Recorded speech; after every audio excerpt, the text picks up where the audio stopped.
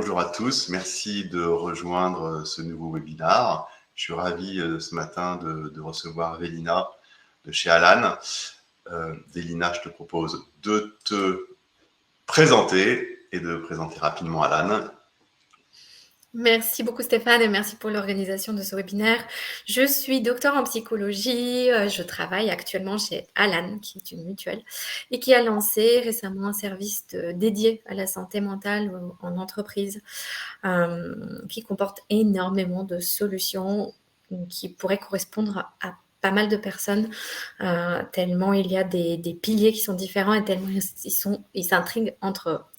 C'est très intéressant. Alors, pour vous raconter un petit peu mon parcours, donc moi j'ai fait 15 ans à l'hôpital de la Pitié-Salpêtrière. J'étais aussi psychologue en libéral et j'ai eu l'occasion de voir à quel point en fait la santé mentale personnelle était liée aussi à la santé mentale en entreprise. J'avais même des personnes qui parfois allaient jusqu'à refuser des promotions parce qu'il y avait certaines difficultés. Enfin, on rencontre énormément de choses et du coup, on voit à quel point finalement les choses sont indissociables et à quel point c'est hyper important que l'entreprise aussi devienne acteur en santé mentale. Merci Vélina. Donc, moi je suis Stéphane Valère et je suis un des deux cofondateurs de Blixo.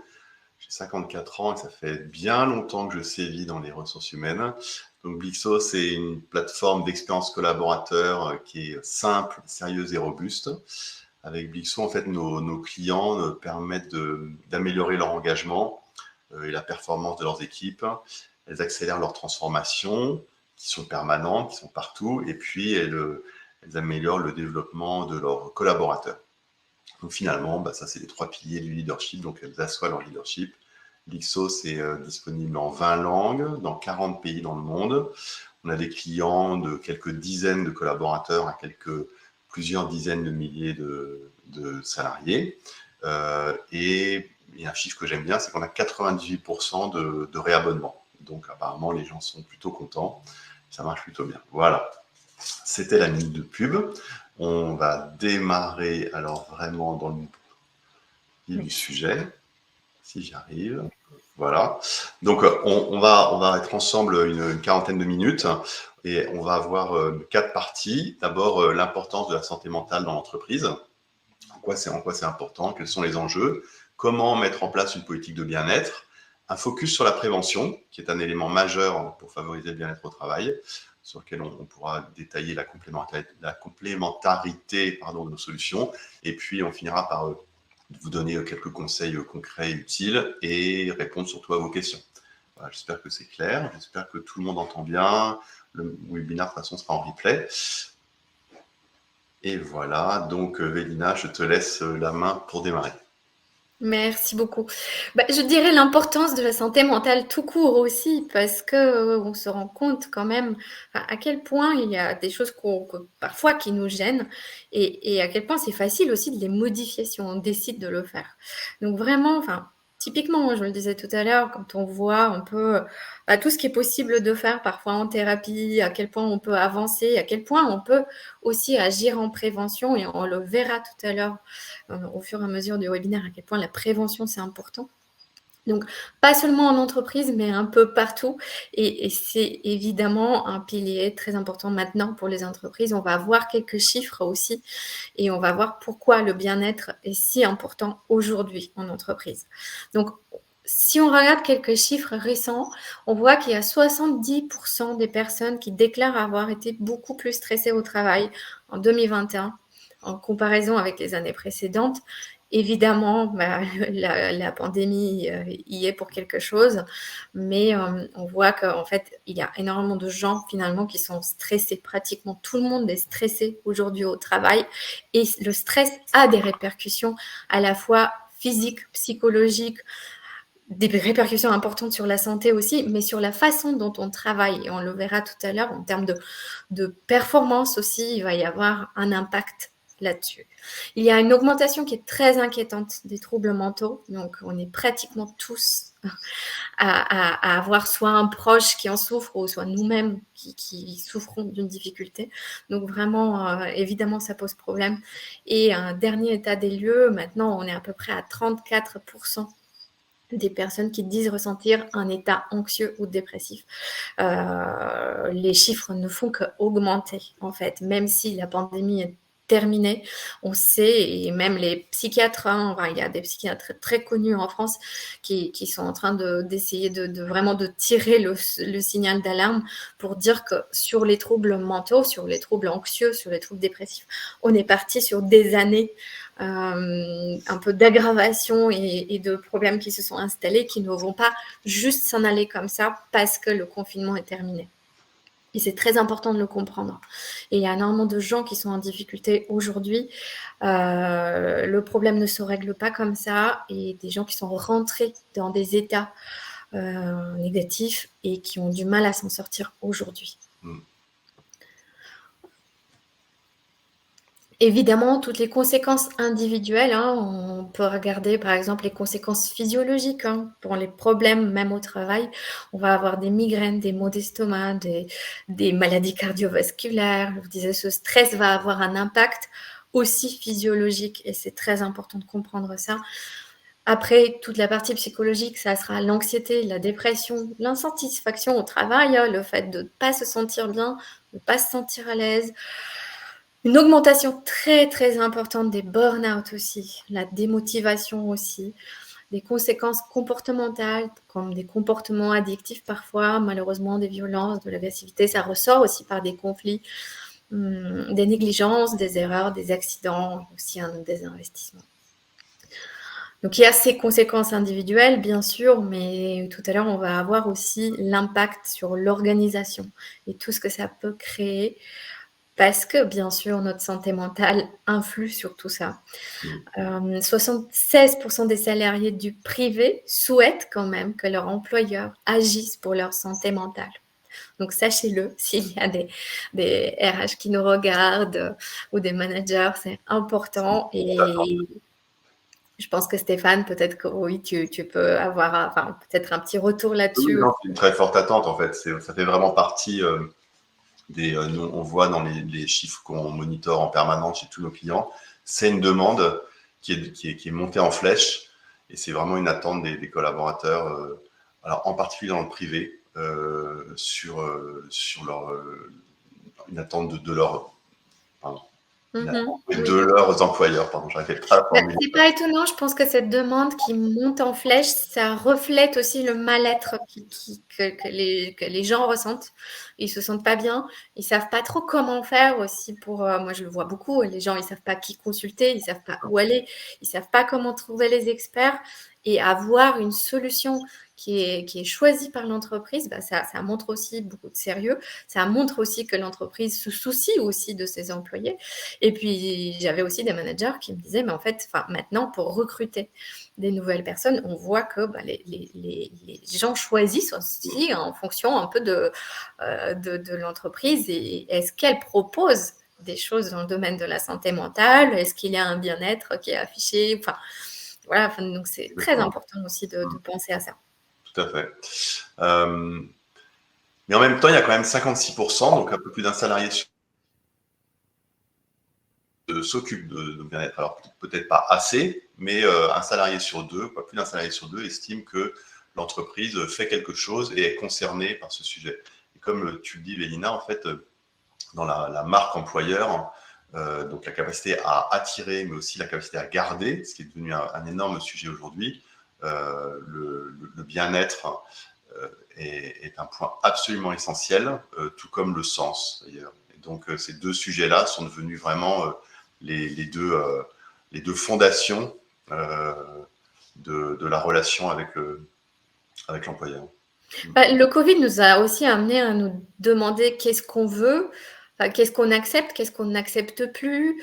C'est pour ça qu'il y a énormément de gens qui déménagent, qui changent de travail aussi. Je pense que on est allé vers quelque chose un peu qui fait qu'on peut-être qu'on se pose plus la question de qu'est-ce qu'on souhaite pour le futur.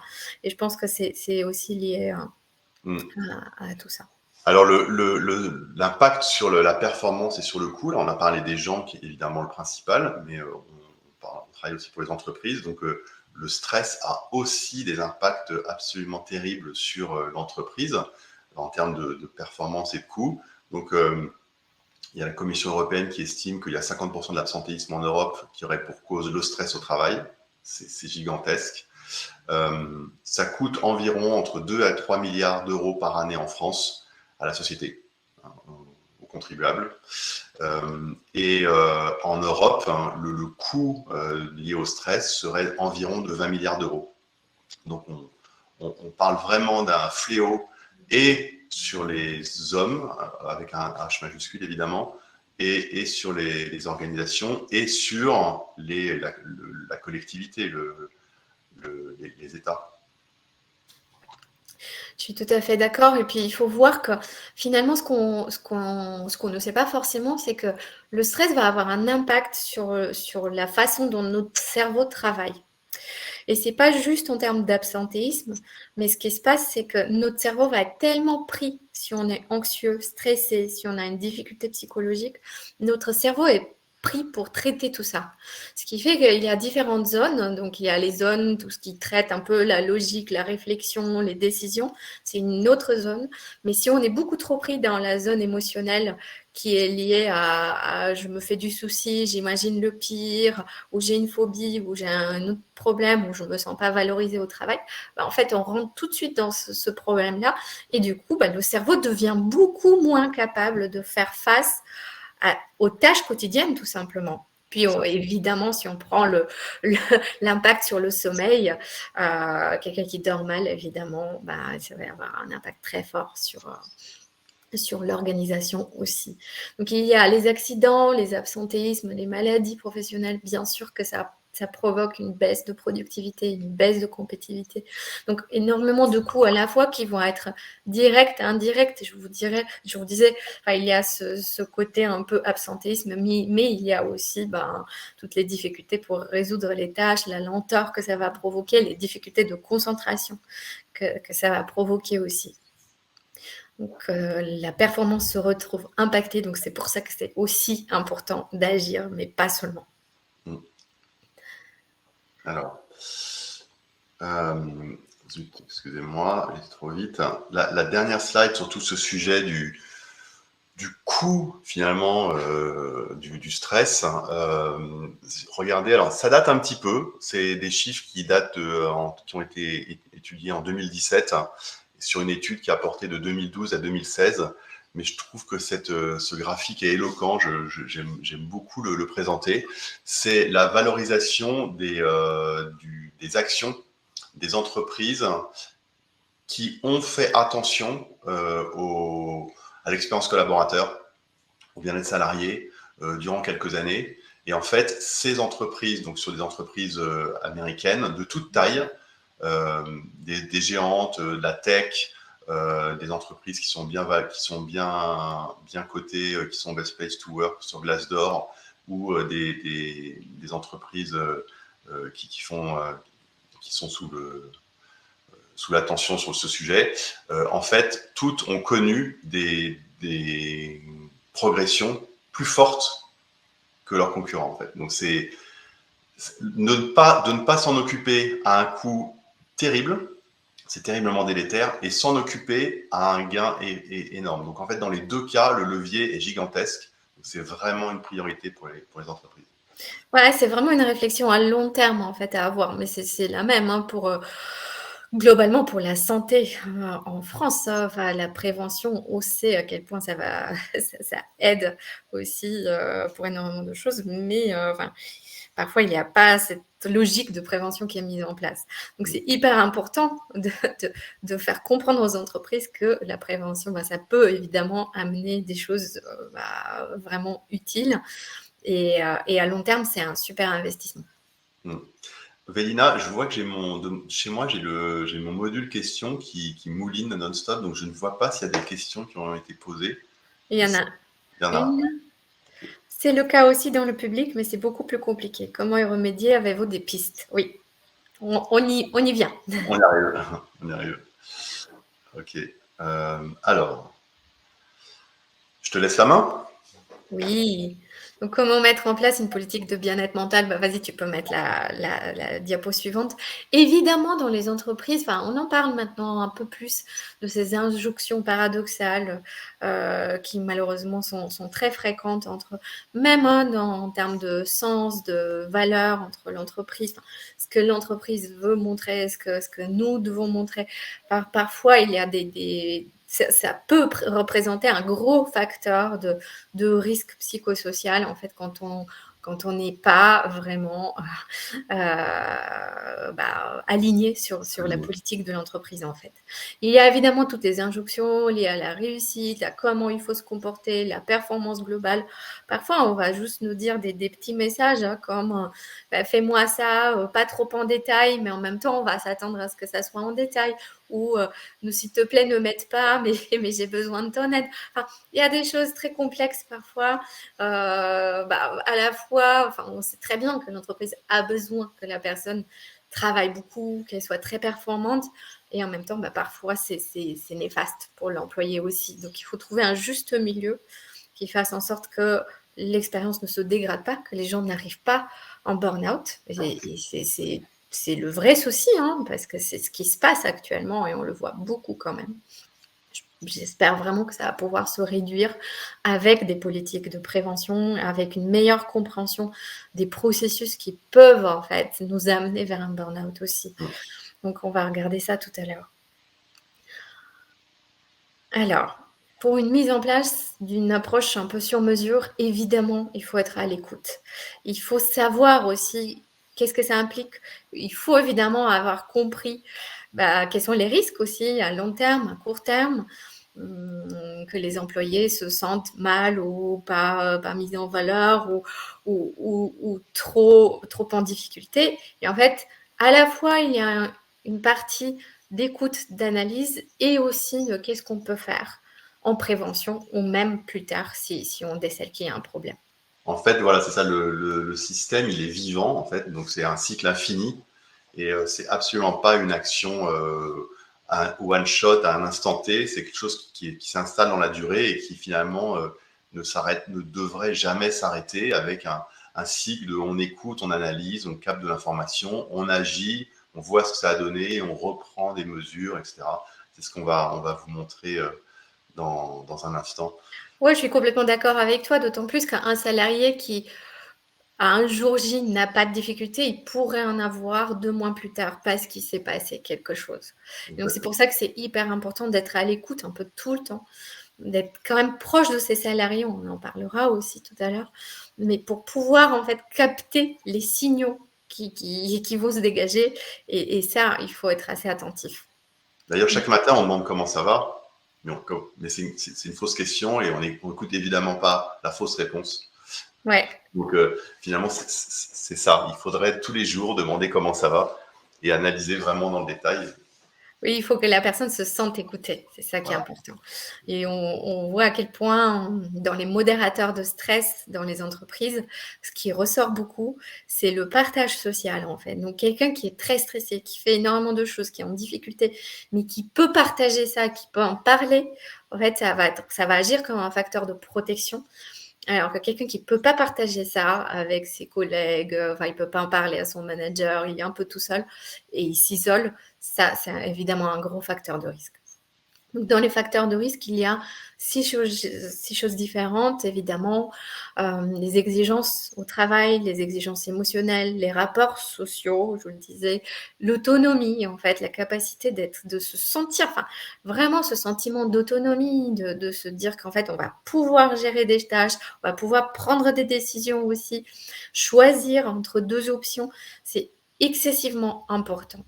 Et l'insécurité de la situation au travail, évidemment, qui va jouer un rôle pour les RPS, et les conflits de valeurs qui jouent un rôle très, très important aussi. Donc tout ça, c'est tous les facteurs liés au RPS sur lesquels on peut agir et que toi, Stéphane, t'évalues aussi dans tes questionnaires. Hein. C'est ça. C'est ça. Donc en fait, on va prendre maintenant la partie d'écoute, de prévention et de suivi. Donc comment est-ce que finalement nos deux offres, hein, nos deux entreprises s'articulent, parce que c'est vraiment cette complémentarité, pardon, qui porte ses fruits.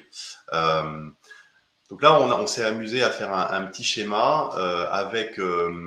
Alors, il n'y a pas d'ordre, c'est en parallèle, il y a de la prévention et du traitement avec ce que fait Alan Mine. Et puis en parallèle, il y a la détection et l'écoute collaborateur, il me manque quelques lettres, excusez-nous, de Blixo. Donc, comment ça marche en fait? Blixo, on va brancher en fait l'écoute collaborateur avec des questionnaires qui sont anonymes, je vais vous montrer après. Et puis à un moment, il va y avoir, j'espère que vous voyez ma souris. On voit ma souris, Vélina, ou pas? Oui. D'accord, donc voilà, à un moment, vous allez détecter dans un périmètre qui a une sensibilité au stress. Quand on dit périmètre, ça peut être sur une équipe donnée, la comptabilité, ça peut être dans un établissement, ça peut être sur une population, les femmes ou les hommes, ou une population d'ancienneté. Tiens, il y a quelque chose qui est en train de se jouer sur les gens qui sont là depuis 2 ans, entre 2 et 3 ans, ou sur un périmètre de rémunération, ou un périmètre de niveau, ou une responsabilité. En fait, vous allez pouvoir analyser les données très simplement, et vous allez vous apercevoir qu'il y a une sensibilité sur ce sujet. Donc à ce moment-là, ce qui est formidable, c'est que vous avez aussi Alan. Donc Alan, vous allez pouvoir traiter le sujet avec Alan, et Vélina va l'expliquer. Et puis une fois que le traitement est en cours, vous allez pouvoir, comme on continue à mesurer, on continue à avoir des capteurs en fait, vous allez pouvoir mesurer le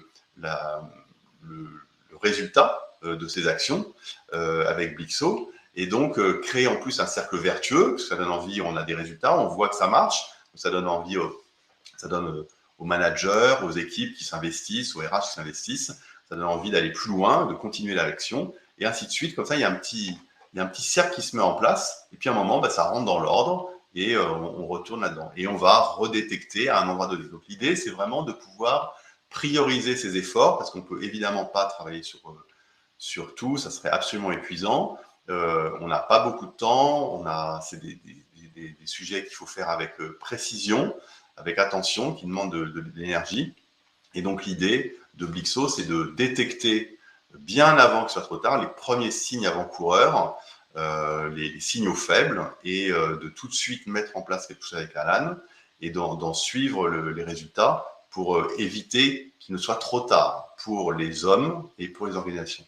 Et puis l'autre sujet, c'est qu'il peut y avoir des demandes autonomes, en fait, qui sont complètement déconnectées de l'écoute, mais il y a des gens qui sollicitent l'aide des managers ou des collaborateurs, l'aide d'Alan. Voilà. Donc ça, c'est l'articulation des deux solutions. Est-ce que tu veux rajouter quelque chose, Vélina?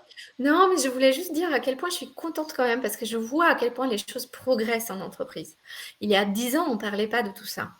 Avec le Covid, je pense que ça a libéré la parole et on a compris que c'était important. Maintenant, c'est beaucoup plus facile. Et même ce matin, on me disait qu'il y a une des entreprises qui travaille avec nous qui a conseillé à tous ses employés de faire juste un check-up psychologique pour dire, voilà, regardez s'il y a une difficulté. Si vous avez envie de travailler sur quelque chose, en fait, c'est possible. Et puis, il y a tellement de choses, parfois, on se sent tellement en difficulté pour des petites choses qui pourraient être réglées si on en parle, si on arrive à les voir un peu différemment. Et du coup, cette partie à la fois détection, prévention, on voit quand même que ça prend beaucoup d'ampleur aujourd'hui, et tant mieux. Je suis vraiment, c'est quand même une sacrée avancée, je pense, parce que en France, c'est quand même difficile de parler de santé mentale et les choses ont beaucoup avancé. C'est vrai. Alors, je te laisse. Donc, en particulier sur l'écoute. Donc, ce qu'on va faire avec Blixo, c'est que on vous donne la machine qui va poser des questions. Donc, je vous montre le principe. Excusez-moi, je vais avancer. Donc, on pose des questions aux collaborateurs. Les réponses sont anonymées, elles sont triturées, et on en sort des analyses très simples à comprendre qui sont sur le collectif. On ne parle pas des gens, on parle sur des collectifs. C'est les fameux périmètres. Donc, on parle d'équipe, on parle de population.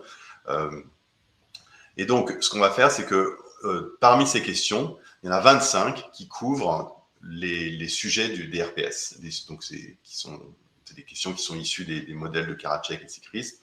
Donc, il y a ces 25 questions qui sont classées selon la demande psychologique, la attitude décisionnelle, dont on parlait bien tout à l'heure, le soutien social, dont on parlait, et la reconnaissance. Et avec ces questions, en fait, ça va vous permettre de capter, comme vous avez un tamis très fin, finalement, vous allez avoir un questionnement qui est régulier. Évidemment, on ne pose pas les 25 questions à chaque fois, hein. On pioche des questions par moment, et ça tourne. Et comme vous avez un tamis qui est très fin, puisque les questions sont très précises, vous allez pouvoir précisément voir là où un indicateur se dégrade, à quel moment, où là il progresse, pour quelle population, pour tel segment de votre entreprise, et donc d'apporter l'aide ciblée, c'est vraiment le sujet, c'est prioriser et cibler des actions. Donc c'est 100% anonyme, c'est du temps réel, donc c'est à l'instant T, quand la question est posée et que les gens ont pu répondre, tous les gens qui ont accès à la plateforme, que ce soit un responsable RH ou un manager à qui on a donné accès pour son équipe, ou les équipiers eux-mêmes, si vous leur avez donné accès, tout le monde a la même information. Et c'est ce que disait Vélina tout à l'heure, c'est que la transparence en ce sujet et le partage d'informations est essentiel. Hein, c'est plus on ouvre la fenêtre du partage, de l'agora, mieux ça se passe parce qu'on a les mêmes informations pour travailler. Donc, finalement, ça a une vertu assez, une vertu de médiation, puisqu'on parle on parle via des chiffres qui ont été objectivés, anonymés, et donc les discussions et le travail qu'on peut entreprendre entre nous, entre soi, est beaucoup plus facile, et car il crée un peu de distance. Donc voilà pour Blixo rapidement, et après, il y a tout le sujet de la prévention. Donc je te laisse...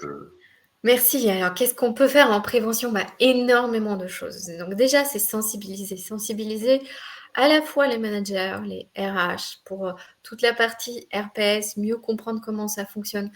Leur donner aussi des ressources pour pouvoir agir en fonction de ça, pour savoir détecter aussi.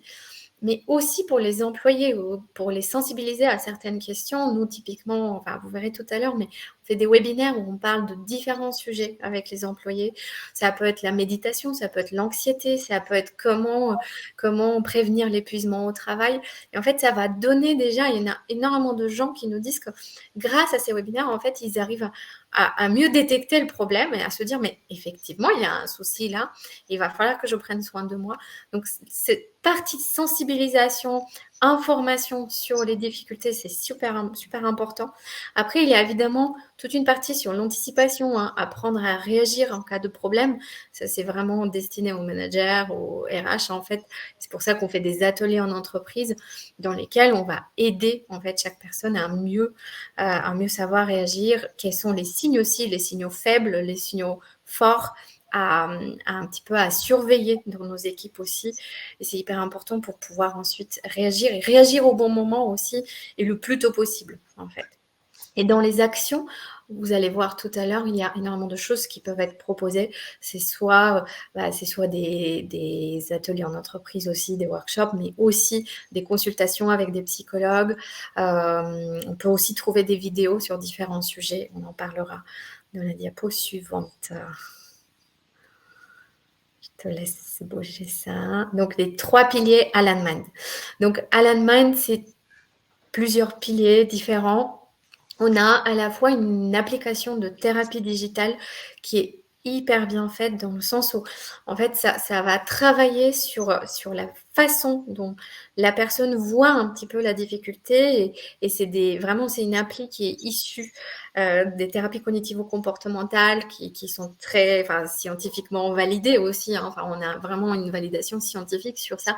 On sait que ce type de questions vont pouvoir, en fait, aider les personnes à se poser les bonnes questions et aller vers quelque chose de plus réaliste, de plus positif. Dans cette application, les personnes vont pouvoir trouver aussi énormément de modules vidéo. On appelle ça des masterclass, dans lesquels ils vont trouver énormément d'informations sur le burn-out, sur l'anxiété, sur le stress au travail, sur comment on peut soigner une phobie. Enfin, il y a énormément de choses différentes, très très variées, sur le perfectionnisme aussi, parce que le perfectionnisme est un énorme facteur de risque en fait pour le burn-out par exemple. Donc c'est très important de savoir en fait relier les choses à la fois qui ont trait au domaine professionnel et certaines choses qui se relient aussi au personnel qui vont favoriser certains facteurs de risque du coup. Et les personnes vont pouvoir trouver des informations là-dessus et vont pouvoir agir là-dessus avec des conseils très pratiques qui sont donnés par la suite, que ça soit de la respiration, que ce soit des conseils un peu en passant par l'écrit pour restructurer sa pensée. Il y a aussi des webinaires qui sont dédiés à plein de difficultés, je vous disais, avec des sessions aussi de thérapie individuelle où là, on a choisi vraiment des experts de chaque domaine. Et ça a été mon travail, c'est de choisir les vrais experts de chaque question, que ce soit la dépression, le stress ou autre, pour que les gens puissent prendre rendez-vous quand c'est nécessaire et qu'ils soient vraiment mis un peu sur quelque chose de très pratique, très rapide. Ce sont des thérapies brèves. Donc là, on a vraiment utilisé tout ce qui est validé scientifiquement, que des thérapies brèves et qui vont permettre à la personne juste de faire face à des difficultés qu'elle rencontre au quotidien. Ça peut être, je suis stressée au travail ou j'ai un problème avec mon collègue. Là, en fait, on a une vraie aide qui est dédiée à ça. Les ateliers en entreprise, je vous disais, pour les équipes, évidemment, pour faire face à tous les enjeux actuels sur les risques psychosociaux, et un accès au dashboard où la société peut en fait vérifier, voir un petit peu ce qui se passe en termes d'engagement, d'adoption des équipes, mais de manière anonymisée toujours. N'hésitez pas si vous En avez fait, on a 5 modules. Là, je vous en ai mis 4, mais il y en a 5. Donc, vous avez le pulse qui va vous permettre de prendre ces mesures. C'est un peu comme s'il y avait des capteurs qui étaient sur vos équipes. Et avec ce système de questions anonymes, questions aux réponses anonymisées plutôt, vous allez avoir des dashboards qui vous donnent en permanence l'évolution de chacun des indicateurs. Est-ce que je comprends la stratégie? Est-ce que je me sens inclus? Est-ce que mon expérience dans mon équipe va? Est-ce que j'ai l'impression qu'on me fait confiance? Est-ce que je fais confiance à mes collègues? Est-ce que on m'apporte suffisamment de signes de reconnaissance? Est-ce que mon équilibre vie perso, vie pro est partagé? Est-ce que j'ai l'impression que mes objectifs sont en ligne avec la stratégie, avec ce qui est attendu? Enfin, tout ce qui fait le stress, en fait, si c'est pas atteint. Donc, on va poser toutes ces questions. Ça prend 1 ou 2 minutes d'y répondre. Et en permanence, vous allez avoir en temps réel les informations qui sont digérées avec les priorités que l'on vous conseille. Vous allez avoir un autre outil qui est le 360 Feedback qui permet aux gens finalement de comprendre comment ils sont perçus par les autres. Et dans cet univers qui est mouvant, dans cette entreprise qui est tout le temps en transformation et en changement, c'est essentiel parce que s'il n'y a pas une cohérence entre qui je pense être et comment les autres me voient, et donc ce que je dois développer et affirmer, ça crée de la tension et c'est particulièrement néfaste. Vous allez avoir un autre outil qui s'appelle Bravo, qui est pour apporter de la reconnaissance. Vous savez, le sentiment de manque de reconnaissance, c'est un fléau. C'est que les managers ont l'impression de dire bravo et les collaborateurs ne l'entendent pas. C'est souvent parce que c'est pas bien dit quand il faut au bon moment et de la bonne façon, ou pas assez dit. En fait, la reconnaissance, elle peut venir aussi des pairs, elle peut venir aussi des collègues. Et ce qu'il faut, c'est qu'il y en ait beaucoup de reconnaissance positive, parce qu'il faut beaucoup de reconnaissance positive pour contrebalancer un petit peu de critiques, de reconnaissance négative. Et donc, Bravo, ça permet d'amplifier ce mouvement et donc de vraiment créer un sentiment de reconnaissance. Et puis, coaching, ça permet de comprendre comment réagir en termes de management aux problèmes que Pulse détecte et aux problèmes qui sont priorisés. Et donc, on est très connu pour avoir des solutions simples, sérieuses et robustes, et en particulier pour la qualité de notre accompagnement. Donc, en fait, tout le long, il y a du conseil, il y a du support, et puis il y a la Bixo Academy, dans lequel il y a des webinars, il y a des classes virtuelles, il y a des tutos, il y a des formations, il y a des masterclass, pour que tout le monde puisse utiliser au mieux les outils qui sont à votre disposition. Alors, on va finir par quelques conseils utiles. Pour revenir sur une question, donc Émilie qui disait le souci, c'est que les salariés n'ont déjà pas le temps de faire toutes leurs missions. Et donc, rajouter du contenu à consulter, ça peut être compliqué. En fait, je suis d'accord, c'est vrai on passe d'une tâche à l'autre, en fait. Et c'est excessivement mauvais, c'est excessivement néfaste, parce que le corps n'arrive jamais à se poser, le corps n'arrive jamais à se sentir en détente. Et en fait, on emballe tout le système de stress de manière permanente, ce qui est excessivement néfaste selon les études, évidemment, par rapport à la santé. Oui, ils n'ont pas le temps, mais c'est très important, peut-être même d'intégrer tout ce truc de webinaire, d'informations sur la santé psychologique ou autre, peut-être dans l'agenda de la compagnie, où du coup, on peut dire, bah, voilà, on prend ce temps et on a tous droit à prendre ce temps pour écouter, par exemple, un webinaire sur la gestion de stress. Parce que on sait que ça va vous aider tous, parce qu'on sait qu'on est tous concernés, parce qu'on sait qu'on est tous débordés. Et typiquement, des informations comme ça sur la gestion du stress en entreprise ou sur comment réussir en fait à ne pas s'épuiser, comment réussir à se protéger de tout ça. Et en fait, c'est hyper important. Et c'est justement en passant ce message, et c'est important que le message vienne aussi des managers, des RH, moi je le vois beaucoup dans des sociétés où les managers ont pris eux-mêmes la parole et ont dit bah, moi j'ai pris rendez-vous avec un psychologue, ça m'a fait vachement de bien, ça m'a appris à avancer différemment au travail, ça m'a appris aussi à dire non des fois parce qu'il y a énormément de gens qui ont du mal à s'affirmer, à dire non, à dire ce qui ne va pas aussi. Et en fait, on sait que bah, ça va être des choses qui vont aider globalement les personnes pour que bah, finalement le bien-être soit un peu plus installé pour le futur. Exactement. L'escalier commence toujours par, on étoile l'escalier toujours par la marche la plus haute. Donc, ce qui est important, c'est que effectivement, la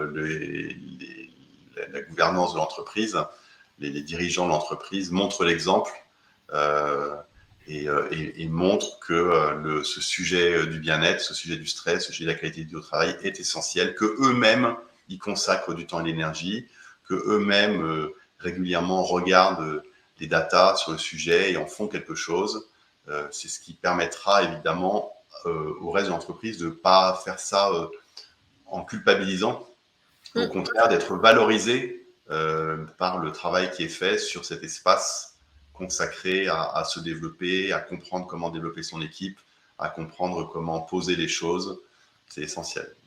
Complètement, et puis il faut arriver à déstigmatiser un peu tout ce domaine. Et puis souvent, enfin, santé mentale aux problèmes psychologiques, souvent ça rime à je suis faible, je suis nulle, il faut pas que les autres le voient. Et en fait, plus les managers en parlent, plus ça libère la parole et plus ça devient facile pour les employés de comprendre qu'en fait, bah, on est tous humains, on peut tous avoir des difficultés. J'ai pas mal comme ça justement de managers qui ont pris la parole et qui ont dit bah regardez, moi je fais des crises de panique, ou j'ai tel ou tel souci, ou je sais pas m'affirmer, ou je panique quand je dois prendre la parole, même si vous avez l'impression que je suis hyper détendue. En fait, il y a énormément de choses comme ça qui font qu'après, bah, c'est beaucoup plus facile pour les autres. Et comme ça, ils sont capables de venir vous voir pour vous en parler quand il y a un souci. Ça touche à sa fin. Décidément, ce matin, j'ai du mal, excusez-moi. Ça touche à sa fin. Et donc, Bélina, je crois que tu voulais rajouter. Il y avait une petite question pour toi, je vois pas. Stéphane. C'est sous quelle fréquence effectuez-vous ces questionnaires et est-ce que le programme est à planifier à l'avance pour toute une année? Alors, la fréquence dépend vraiment des entreprises. Il y a des entreprises qui font une enquête par trimestre, par exemple, d'autres qui en font toutes les semaines. C'est très très simple à régler, ça prend 1 seconde dans la plateforme. Donc on choisit la fréquence. Nous, on vous conseille, en fonction de ce qu'on entend de votre entreprise, on vous conseille sur le bon mode de fréquence. Mais si ça ne convient pas, vous pouvez le changer en fait. C'est combien de questions, Stéphane? On part avec 39 questions. Nous, on livre la plateforme avec 39 questions. On peut en rajouter, on peut en enlever, on peut en modifier. Et pour répondre à la deuxième partie de la question, qui était ce qu'il faut programmer toute l'année, en fait, il y a un module, il y a un mode autopilote. Donc, c'est la plateforme qui va gérer toute seule selon la fréquence que vous avez choisie. qui va créer toute seule ces questionnaires en piochant intelligemment dans les données et donc qui va ordonnancer les questions tout au long de l'année. Mais si vous voulez reprendre la main, c'est très simple à faire. Si vous voulez enlever une question en disant « Oh là là, cette question, je ne la sens pas du tout dans un mois là, parce qu'on aura eu tel truc, il faudrait peut-être mieux la poser maintenant ou dans 2 mois », c'est vraiment clic-clic et c'est terminé. Donc, nous, moi, ce que j'aime bien, c'est la paresse, vous voyez, c'est le truc, parce que ça revient un peu à ce que disait la personne dans la question tout à l'heure, c'est-à-dire qu'on n'a pas le temps. C'est toujours des choses en plus qui se font. Et donc, nous, ce qu'on veut, c'est, on ne veut pas apporter des problèmes, on ne veut pas apporter du travail en plus, on veut apporter du travail en moins. On va apporter, comment est-ce qu'on apporte du travail en moins? Des solutions, ouais. Voilà, c'est ça exactement. C'est en ayant un outil qui est hyper intuitif et très très simple à utiliser et qui fait gagner du temps parce qu'il digère déjà toutes les données et qu'il priorise les tâches et vous dit attention, il y a un sujet sur lequel vous devez absolument travailler pour tel périmètre aujourd'hui parce que c'est le sujet qui a le plus gros levier, c'est celui-ci en fait. C'est vraiment ça le sujet en fait, pour nous. Super. Il est 43, il nous reste quoi, 2 minutes, je sais pas, je suis désolé Vélina, je vois pas les questions, donc s'il y a d'autres questions. Oui, non, il n'y a pas d'autres questions, donc n'hésitez pas si vous avez quelques questions de plus. Donc j'espère que vous avez compris. Donc détection, super important parce que ça vous permet de savoir un peu ce qui se passe dans votre entreprise, quelles sont les difficultés et à quel endroit elles se situent. Parfois, on n'est pas vraiment conscient de ce qui se passe. Hein. Je vous disais, les gens, ils n'osent pas venir vous voir.